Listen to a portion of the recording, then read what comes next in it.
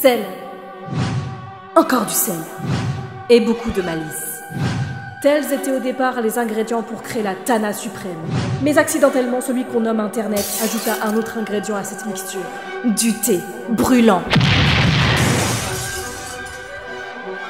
C'est ainsi que naquit Julie, dotée d'une verve insolente et d'une cocotte. C'est quoi cette merde? J'ai besoin de râler, je suis en SPM, je ne participe pas au GP Explorer. Par contre, le GPT Explorer, je change de pseudo et j'ai vu que ça faisait débat, donc moi je propose Juju la Crazy, ou alors le commentaire le plus liké, et si on tape le million de vues, alors je le garde, d'accord? Faut que j'explique toute la négativité de mon corps, je vais mettre les barres sur les i, les points sur les t, les couvercles sur les cocottes, le creuset. Entre les fous de TikTok, le SPM et la fin du Floodcast, moi je suis à 2 doigts de m'enquiller un soda à 50 000 grammes de sucre. Au moins. Mais j'essaye d'évoluer en tant que femme sans sucre ajouté, donc j'ai opté pour Oli. Oli est une marque de boisson sans sucre, sans taurine et sans jugement. Juste de l'eau, de la poudre, tu secoues et tu redeviens un être humain. Ou un requin selon la quantité. Il existe plusieurs gammes, hydration, iced tea et énergie. Moi je prends la énergie parce que j'ai besoin d'énergie pour cette vidéo et que je suis dans un déni de fatigue. Mention spéciale pour le goût baleine, pastèque. Et comme tout, à consommer avec modération. Si toi aussi tu en as marre des montées de sucre et des descentes émotionnelles, tu peux tester les packs découvertes. Tu goûtes un peu à tout, tu choisis ton champion et avec le code que je vais afficher juste là, tu as 5 € de réduction sur ta première commande et le code qui va s'afficher juste ici, tu as 10% de réduction sur tout le site. Tu soutiens la chaîne et tu gagnes le respect de terrain aussi. Ma gourde est de couleur bleu azur. Je dis ça, je dis rien. J'espère que tu es prêt, que tu t'es préparé un thé pour te décontracter parce que je suis désappointée. Il va y avoir du sel. Internet m'a influencé, positivement comme négativement. Internet m'a sensibilisé et ouvert les yeux sur des sujets importants, mais surtout, Internet m'a fait dépenser mon argent, comme ce casque AirPod Max que je ne mets jamais. Internet m'a fait acheter beaucoup de choses que je regrette, mais il y a un truc que je regrette particulièrement. C'est ça, les 2 tomes La femme de ménage de Frida McFadden. Une purge. J'ai vu tout TikTok recommander ces bouquins, vantant que c'était des purs bangers, que j'allais me régaler. C'est quoi cette m... Ça c'est le 2e tome, je n'ai pas le 1er tome avec moi parce que je l'ai offert à ma mère pour Noël, mais j'ai eu le temps de le lire avant. Mais je savais pas que ça allait être aussi nul! Je vais te donner mon avis sur les 2 bouquins, je te préviens, il va y avoir du spoil. C'est l'histoire de Millie, une meuf paumée qui décroche un job de rêve, femme de ménage chez une famille blindée. Sauf que la patronne, Nina Winchester, bah elle est sympa à temps partiel, et le reste du temps, c'est une grosse connasse. Le mari, Andrew, il est grave chelou, la baraque elle est flippante, et il y a autant de tension que dans un épisode de Camping Paradis. Millie pensait juste laver des chiottes, elle va finir par nettoyer des gros secrets bien dégueulasses. Alors comme ça vend du rêve. Un thriller psychologique? Non, c'est du développement personnel, parce qu'à chaque fois que Millie prend une décision stupide, on se sent mieux dans notre propre vie. Du suspense? Le plus grand suspense, c'est de savoir si j'allais finir le livre. Il y a des passages absolument épiques, dont un que j'ai relevé. J'ai à peine distingué le mot qu'il a dit. Pericolo, si c'est bien de ça qu'il s'agit. Peut-être qu'il veut une boisson gazeuse. Pericola avec un zeste de citron vert. Alors, pour le contexte, elle a un bref échange avec Enzo, le jardinier, beau gosse, musclé, italien. Mais moi, il y a un truc que je comprends pas. T'as un smartphone, t'as internet, utilise Google Trad! Plus tard, t'apprends qu'Enzo parle parfaitement anglais et à la fin, il se tape Nina. Pose pas de questions. On va faire un petit mélange, une femme de ménage avec un passé louche, une bourgeoise zinzin, un con de mari, un manoir, des médicaments, des secrets. Ah oui, le truc que j'ai oublié de dire aussi, c'est qu'ils sont tous beaux gosses. Millie, c'est la blonde magnifique, le mari, il est canon, le jardinier, c'est vraiment le brun ténébreux. On sent que l'autrice, elle a mis tous les clichés du thriller domestique dans un Thermomix, mais qu'elle a oublié de fermer le couvercle. Ça sonne cru. Résultat, une soupe pleine de grumeaux, prévisible et pas très digeste. C'est full incohérence, le personnage de Millie a autant de jugeote qu'une table basse. Nina, la patronne, c'est une caricature de la bobo imbuvable. Et les twists... Oh là là, les twists. Il y a tellement de fusils de Tchekhov qu'on croirait que c'est le 2e amendement des USA. Dès le départ, on te tease un grenier qu'on peut fermer de l'extérieur. Millie pionce dedans et évidemment que ça va arriver. Finalement, le mari, c'est le fou du bus qui torture sa femme et qui veut se taper la femme de ménage. Franchement, il y a rien qui va. Je te passe les détails, mais Millie bute Andrew. Et le plot twist final? Bah, c'est que j'ai réussi à le terminer. Le dénouement, j'ai explosé de rire tellement c'était ridicule. Un Deus Ex Machina, mais grandiose. Une intervention providentielle d'un inspecteur qui arrive au moment crucial pour résoudre la situation. Attends, t'es pas prêt? Parce qu'il se trouve que c'est le père de l'ex-compagne d'Andrew. J'en peux plus. On dirait une partie de Cluedo écrite par une IA. Bref, si t'aimes les thrillers où l'on devine tout dès la page 12 avec des personnages aussi crédibles qu'un épisode de Petits Secrets entre voisins, vas-y. Sinon, garde tes sous. Et ma maman ne l'a toujours pas terminé. Du coup, j'ai lu le 2e, que j'ai acheté en même temps que le 1er, dans l'espoir qu'il soit mieux que son prédécesseur. Ouais bah écoute, ça semble avoir été écrit à la va-vite, hein, comme un devoir maison rédigé en last minute. Toujours aussi prévisible, toujours aussi plat. Non, en vrai je suis un peu médisante parce que je l'ai quand même préféré au premier. Ça m'a même surpris. L'histoire, Millie est toujours aussi conne. C'est un peu le même schéma, elle accepte un emploi chez les Garrick, un couple fortuné de New York, sans se poser de questions. Bien sûr, elle découvre très rapidement que tout n'est pas aussi parfait qu'il n'y paraît, mais au lieu de fuir, elle s'entête à rester, parce que Millie a le syndrome du papillon de nuit. Elle tape à l'abat-jour en ignorant les signes évidents de danger. Elle est conne! Millie fait le ménage, elle prépare les repas, Douglas, le patron, il est d'humeur changeante, et sa femme, Wendy, reste dans la chambre d'amis. Un mystère se trame, mais il est tellement évident que le seul suspense réside dans le moment où Millie va enfin comprendre ce qui se passe. Les rebondissements, oh bah alors là ça rebondit plus, hein. Le pneu du rebondissement, il est crevé, et le dénouement est aussi surprenant que le goût de... des coquillettes au cacaboudin. La dit cake. Attends, c'est pas tout. Parlons des relations amoureuses de Millie. Millie est prise en sandwich entre deux mecs. Brock, son mec actuel, qui est avocat, qui a une super situation, qui vit dans un bête d'appart à New York, alors que elle... Bah, le truc c'est que elle, c'est une ex-taularde qui enchaîne des boulots de femme de ménage et qui vit dans un taudis. Je dis pas que ce genre de relation c'est impossible, mais ils ne sont pas du tout issus du même milieu social. Et comment c'est arrivé? Bah on ne sait pas. Puis, il y a Enzo. Tu sais là, le jardinier du premier tome. Et bah figure-toi que c'est son ex parce qu'elle a eu une relation avec lui. Sauf que ce mec, c'est un putain de red flag. Enzo, il a les sourcils trop près du bonnet. Il la ghost, il lui fait des scènes de jalousie, il y a des non-dits interminables qui n'apportent rien à l'intrigue. Enzo, c'est un gros bébé d'homme insecure. En plus, il la stalk.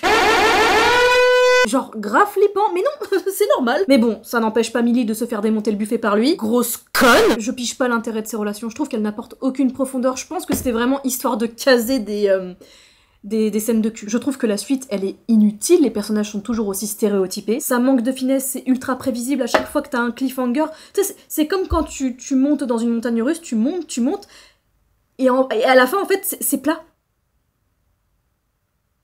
C'est la débandade. Enfin voilà, le tome 2 ressemble à une pizza Sodebo réchauffée au micro-ondes, ça crépite fort, ça sent vaguement le suspense, mais au final c'est tiède et indigeste. L'autrice elle empile les rebondissements comme un enfant qui joue au Capla les yeux fermés. Ça vacille, c'est bancal et quand ça s'effondre, bah t'as même plus envie de ramasser les morceaux. Enfin bref, un thriller, que dis-je? Une comédie dramatique qui se prend pour Gone Girl, mais qui finit en lol qui ressort. J'ai l'impression que l'autrice elle a voulu écrire une fanfiction de 50 Shades of Grey version thriller, et qu'elle se projette dans le personnage de Millie, ce qui fait que des fois, c'est vraiment gênant à lire. J'ai payé quasi 20 balles les 2 tomes. Je suis grave vénère. Ça m'énerve parce que l'autrice, elle avait de l'or entre les mains. En vrai, il y avait grave du potentiel. C'est comme manger un McDo. Ton esprit bouffe de l'air et t'as encore la dalle après. Tu as le droit d'aimer le McDo, mais ne viens pas me dire que c'est de la gastronomie 3 étoiles. TikTok m'a vendu du rêve. C'était une paralysie du sommeil. Par contre, si je dois noter des points positifs à ces bouquins, c'est que la structure se tient. Les chapitres sont courts, il y a des cliffhangers toutes les 2 pages, c'est fluide et c'est plutôt efficace en cas de panne de lecture. Ça déconstipe. À la place, je te recommande ce prix Nobel de la lecture, l'art de péter. Je vais te lire un passage parce que c'est de la poésie. Le petit paix ou le semi-vocal est celui qui sort avec le moins de fracas que le grand, soit à cause de l'embouchure ou de l'issue trop étroite du canal par où il s'exprime. Ça fait paf! Tu sais, moi je pense que parfois il faut gatekeeper ce qu'on aime. Oui, la femme de ménage, fallait le gatekeeper, l'enfermer dans un grenier. Le même grenier que dans le premier tome. Mais tu sais ce qu'il faut surtout gatekeeper ? La bouffe. Parce qu'à cause de votre lubie de chocolat de Dubaï, bah il y a une pénurie de pistaches. Et maintenant ça coûte le PIB de la France. On est au bord de la guerre civile pour du matcha alors que moi j'en ai besoin pour vivre. Donc oui, s'il vous plaît, gatekeeper le matcha, les livres nuls. Ah oui, et gatekeeper le racisme aussi. Toutes les discriminations possibles, gatekeeper-les. Mais ne gatekeepez pas la démocratie, les luttes sociales, l'eau potable. Gardez un minimum de bon sens dans votre snobisme sélectif. Ok, je vais râler sur autre chose maintenant. J'ai noté les expressions cons que je peux plus me voir. Pressing. Moi personnellement, quand on me parle de pressing, c'est pour aller nettoyer mon manteau en laine d'alpaga sans gluten à 3000 €. Mais maintenant, c'est devenu un synonyme socialement acceptable de harcèlement. Je me suis fait presser, mes frères. T'es pas une chemise, tu n'es pas un tissu froissé qu'on a repassé en fait, c'est plutôt l'inverse, t'es grave chiffonné là. Et bien sûr, c'est pas du tout pour minimiser la violence du truc, hein. Non, non. C'est juste une expression, un mot pratique, tu comprends? Non, c'est juste un terme cache-misère, ok? C'est juste une façon de parler de harcèlement sans avoir à dire le mot parce que c'est trop vrai, c'est trop frontal. Ça mettrait mal à l'aise ceux qui harcèlent. Faut pas les brusquer, les pauvres. Non mais je t'assure, il faut les comprendre. Ils sont déjà en burn-out émotionnel de ne pas pouvoir être toxiques en paix. Enfin voilà, on invente un mot qui remplace un autre, on enjolive, on lisse, ça sonne presque cool. Bientôt on va dire non mais t'as pas été harcelé, t'as juste eu un petit lavement de violence sociale. On étouffe le sens, on repasse la vérité à plat et on appelle ça du langage. Il y a des expressions qui devraient rester à la machine avec un cycle long et celle-là c'est direct pressing. Vous me le get-skippez celui-là. Ah, une expression que j'adore. Tana. Apparemment ça veut dire ça... Bref, ça veut tout et rien dire, juste bah t'es une femme. Comme tu t'en doutes, c'est une insulte qui a été créée par des mecs qui n'ont pas fait la paix avec leur mère ou leur sexualité. Alors moi, personnellement, Tana, ça me fait penser à Tana Mongeau, qui est une youtubeuse américaine. Voilà, on n'a pas tous les mêmes refs. Et franchement, moi je sais pas c'est quoi le plus triste dans cette histoire entre les mecs qui investissent de leur temps, de leur énergie à créer des insultes pour dénigrer les femmes en pensant que c'est de l'humour, ou alors de croire que ça les rende cool, alors que c'est juste une manière de dire je ne vais pas bien. J'ai peur de mes émotions. J'ai besoin d'une cocotte le creuset bleu azur 28 cm. En tout cas, moi je me revendique Tana suprême parce que j'ai la casquette comité des grosses Tana et j'ai même le chandail qui va avec. Voilà, qu'est-ce que tu vas faire? L'expression que tout le monde déteste, culture du vide. Alors, ça énerve beaucoup, mais moi j'y crois parce qu'il faut bien caser quelque part Bardella et TPMP. La culture du vide, c'est ce truc qui ne t'apporte rien, ni intelligence, ni fun, ni émotion, juste une perte de temps bien emballée dans un filtre Snapchat. Et comme d'habitude, ce qui est très énervant, c'est qu'il y a des mecs pas finis qui sont en guerre avec l'ombre dans leur daron qui attribuent ça au contenu créé par les femmes. Parce qu'évidemment, c'est plus simple de dire que c'est nul plutôt que de régler ses daddy issues. La culture du vide, c'est la Stanley Cup. Une gourde à 50 balles qui pèse plus lourd que moi dans le game. À la limite, aux USA, ok, parce que les Américains circulent principalement en voiture, c'est fait pour, il y a des porte-gobelets, quand tu veux faire des trajets de 3 heures en pick-up, il y a un semblant de logique. Mais en France, t'es dans le métro 13 collé à quelqu'un qui pue le stress et la sueur et tu tiens une gourde plus grande que ton avenir. T'as pas une Stanley Cup, t'as un obus et on devrait déclencher l'alarme pour alerte grosse victime du capitalisme. En plus ça sert à rien, ça ne rentre pas dans le cul. L'expression garçon manqué. Oh, déjà rien que le concept il est fantastique. Comme si c'était dommage de ne pas être un garçon alors que nous on a des nibards et que les mecs ont une espérance de vie beaucoup plus courte que la nôtre. Comme si être garçon c'était un diplôme genre j'ai tenté garçon, bah j'ai pas réussi. J'ai pris option foot et refus total de montrer mes émotions mais je me suis planté à manque total d'empathie. Du coup, bah, je suis recalée. Mince, je suis pas un vrai garçon! Une fille qui fait caca, garçon manqué. Une fille qui joue aux jeux vidéo, garçon manqué. Sauf si elle joue à Mabimbo ou Animal Crossing. Ça, c'est garçon manqué aussi. Garçon manqué, c'est dire à une fille qu'elle a échoué à être une fille. C'est hyper violent. C'est un peu une façon élégante de punir une jeune fille qui préfère jouer à Valorant plutôt qu'aux Sims. Bizarrement, on ne dit jamais fille manquée pour un mec. Parce qu'on s'en branle en fait. Faut toujours qu'on définisse les filles par rapport aux mecs. Non mais si t'es une fille qui aime le métal, qui joue à Doom ou qui fait de l'humour beauf, t'es pas une fille. Non, non, non. T'es une fille qui ressemble à un mec. Et moi, ça m'a beaucoup posé problème quand j'étais gamine parce que j'avais des goûts de mec et les filles ne voulaient pas être amies avec moi. Et en parallèle de ça, les mecs ne me considérait pas assez bien en fait. En tout cas, je ressentais qu'on n'était pas sur le même pied d'égalité et que je devais sans cesse prouver. Le jour où on arrêtera de mettre des étiquettes sur des enfants parce qu'ils préfèrent faire du BMX ou du roller, et malheureusement ça continue à l'âge adulte, on pourra peut-être commencer à construire un monde où les genres ne limitent plus les gens. Mais c'est pas pour tout de suite. Alors surtout les filles, n'oubliez pas que pour être dans votre énergie féminine, il faut être détaché émotionnellement, porter des fringues très près du corps et dépenser le PIB de la France dans du maquillage. Alors c'est pas une expression, mais les gens qui crient au génie pour n'importe qui et n'importe quoi. Elon Musk est un génie. Non, c'est juste un fils à papa qui a un portefeuille illimité qui rachète des boîtes comme d'autres changent de fond d'écran et qui franchit le mur d'Overton à une vitesse de 1200 conneries par heure. Sans clignotant. Kim Kardashian est une génie. Non, c'est juste une héritière bien coachée qui a transformé ses échecs en empire. Ce qui est respectable, mais on va pas lui filer le prix Nobel du vide. Mr Beast est un génie. Non, c'est juste un mec qui s'est dit « Et si je faisais du YouTube comme tourne une énorme usine ?» Le truc que personne ne veut faire, c'est-à-dire tout sacrifier à l'algorithme, y compris ses employés. L'expression que je peux plus me voir. Respectez vos aînés. Non, pas quand c'est Gérard, 83 ans, qui t'explique comment se sortir les doigts de Nicole alors qu'il a acheté sa maison pour 3 Kinder Bueno pendant les 30 glorieuses et qu'aujourd'hui elle en vaut au moins 4 milliards de clochettes sur Animal Crossing. À l'époque, tu pouvais rater ton bac, devenir mécanicien, évoluer en astronaute, puis te reconvertir en Michel Souris à Disneyland Paris si ça t'ennuyait, alors qu'aujourd'hui, il faut avoir bac plus 14 plus 20 ans d'expérience minimum. Et pour avoir un appart, il faut au moins tes 10 dernières factures Netflix, l'ADN de ton ex, ton groupe sanguin. Ça fait mes 68, hein. Respectez vos aînés. Pas quand c'est Josette qui monopolise le pharmacien un samedi alors qu'elle est en retraite depuis 60 ans. Elle aurait pu aller chercher ses microlax en pleine semaine, mais non, faut qu'elle vienne taper la discute avec le beau pharmacien de 20 ans et faire chier tout le monde un samedi. Respectez vos aînés, pas quand Hervé te dit « Oui, c'était mieux avant » alors qu'il n'y avait ni ChatGPT, ni de airfryer. Respectez les aînés, pas quand c'est Brigitte Bardot en roue libre sur BFM qui a des takes qui sentent autant le moisi que ses coussins. Le féminisme, c'est pas mon truc. Moi, j'aime bien les mecs. Mais on peut aimer les mecs et être féministe. Non, regardez ce qui se passe actuellement. Nicolas Bedos, Depardieu, avec des gens qui ont du talent. S'ils mettent la main aux fesses d'une fille, ils sont rejetés. Quand on défend autant les animaux, doit-on s'étonner qu'elles défendent les gros porcs? Eh bien, je ne pense pas. Eh vas-y, moi les vieux, je peux plus me les voir. Noto le vieux, Pierre Richard, Davy Mourier. Il y en a qui arrivent à rester dans l'air du temps. Voilà, le respect, c'est pas une question d'âge. C'est pas un pass VIP qu'on t'attribue à 60 balais avec un plaid, du Sauvignon et du mépris. Et je suis désolée, mais ton avis sur les jeunes qui ne veulent plus bosser a autant de valeur qu'un ticket de métro en 65. Oui, je me suis changée parce que ça me compressait les gougouttes. Maintenant, je vais te parler de mon sujet préféré.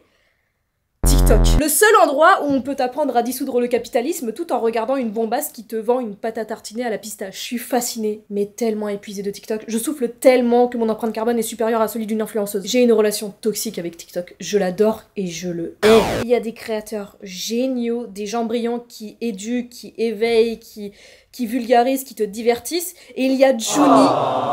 Juni, c'est mon gourou, d'accord? Elle pourrait me vendre de l'huile de moteur comme sérum pour la peau que je l'écouterais. Et puis, bah, il y a les autres. TikTok, c'est YouTube sous crack, c'est-à-dire que c'est l'open space de la stupidité, sauf que tout le monde est en jogging et hurle des affirmations astrologiques avec un filtre mâchoire carré. Je t'avertis, ça va être cardio. Les fashions qui font des tenues du jour sans dire d'où viennent les fringues. C'est quoi le projet? C'est un jeu de piste? Un escape game? T'as peur que l'on sache que ton haut vienne de Chine et qu'il est aussi biodégradable que Kim Kardashian? Les parents qui exposent leurs enfants comme si c'était des sacs Zara en solde.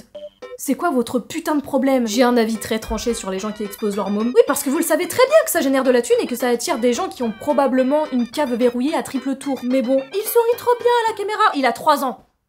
Il sourit aussi très bien à une prise électrique. Les influenceurs anti-âge qui te vendent des gadgets. Les culottes de menton, les sparadraps anti-rides, les gens qui scotchent leur tronche comme un cadeau mal emballé. Aujourd'hui, je vais me sparadraper le trou de balle. À ce rythme-là, on va finir par s'enrôler dans du film alimentaire. Spoiler, ça s'appelle la momification. Cela dit, ça plaira sans doute aux archéologues du futur. Il y a aussi une paille pour ne pas froisser le visage. C'est plus une routine, c'est une tentative d'auto-asphyxie. Si t'as peur de faire des rides, moi j'ai une solution, c'est d'arrêter de respirer complètement. Après, je conseille pas, hein, parce qu'après, bah, tu meurs. Gatekeepez vos insécurités. Le retour du skinny talk.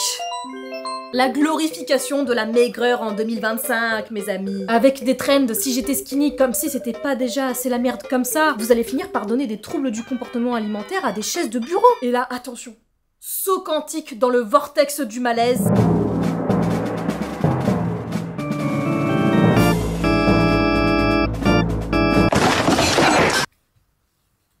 Non mais je veux dire, il y a 15 ans, à la rigueur, on pouvait dire que peut-être qu'ils savaient pas. Mais aujourd'hui, t'as littéralement Google, Wikipédia, ChatGPT, France Culture, ton pote qui est en master de sociaux. Et pourtant, tu choisis l'ignorance comme le starter plant dans Pokémon. Not all starter plant.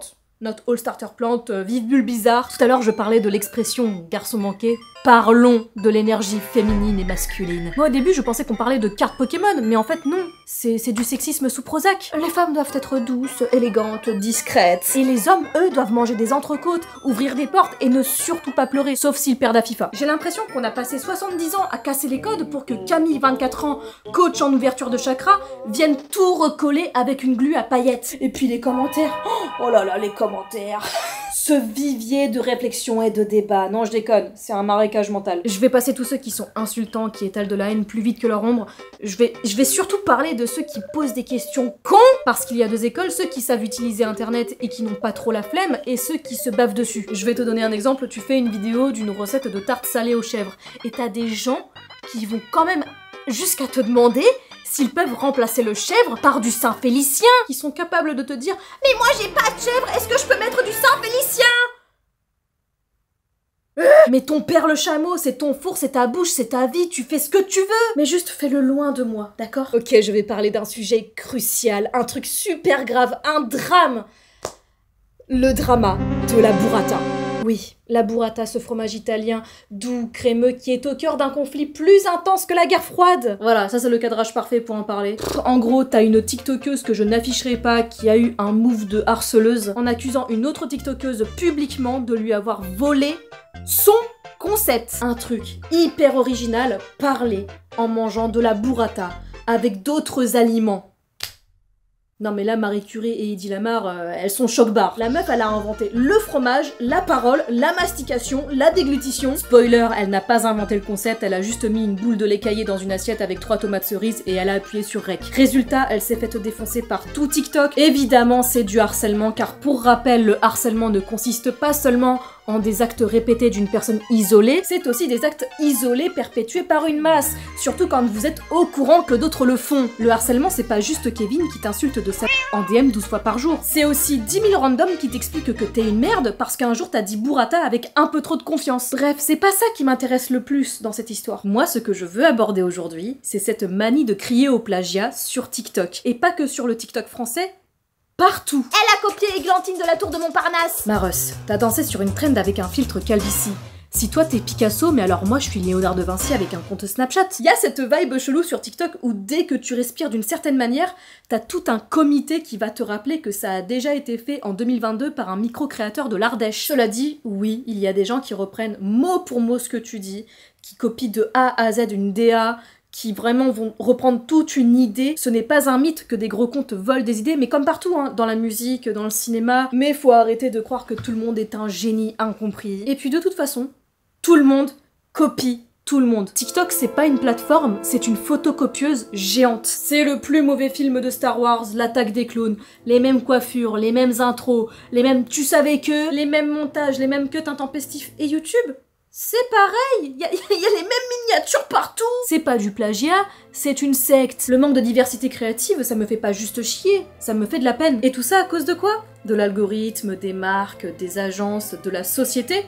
Il y a une uniformisation. Parce que maintenant, être créateur de contenu, c'est être un produit en grande surface. Faut que t'aies l'air lisse, propre, neutre et que tu rentres dans une boîte format 16:9. Tu n'es plus personne, tu es un yaourt marketing. On est passé d'internet, lieu d'expression, à un buffet froid d'idées tièdes. Vous n'êtes pas les Andy Warhol fusionnés au CM de Lidl que vous pensez être parce que vous mangez devant une ring light en parlant de votre ex. Alors, avant de hurler « on m'a copié », redescendez de votre poney et asseyez-vous. Pas sur votre ego, il prend toute la place, mais sur un petit escabeau, idéalement Ikea, et observez un petit peu le monde autour. Spoiler, vous êtes peut-être pas si originaux. Mais c'est ok, moi non plus. Moi je reprends mes propres blagues que je faisais sur Twitter en 2020. Ça fait du bien.